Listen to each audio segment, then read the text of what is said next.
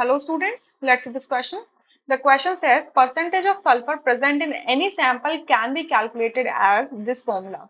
Here M1 refers to mass of barium sulfate formed, mass of barium oxide formed, mass of barium chloride formed, none of these. So जब percentage of sulfur निकालते हैं तो organic compound का जो sulfur होता है वो barium sulphate के फॉर्म में हम एस्टिमेट करते हैं। Barium sulphate as a precipitate निकल के आता है और उसके फॉर्म में हम एस्टिमेट करते हैं। ठीक है, सो अगर मैंने 1 मोल बेरियम सल्फेट लिया है तो उसमें कितना सल्फर प्रेजेंट है? 1 मोल, 1 mole of sulphur. 1 mole barium sulphate का जो मोलर मास होता है वो 233 ग्राम होता है और 1 मोल सल्फर का कितना होता है? 32 ग्राम होता है। तो अगर जब सैंपल हमने लिया उसमें से सल्फर को एस्टिमेट किया एज बेरियम सल्फेट के फॉर्म में, तो बेरियम सल्फेट का मास कितना निकला? लेट्स से कि वो M1 ग्राम है, तो उसमें सल्फर कितना होगा? 233 मल्टीप्लाइड बाय M1।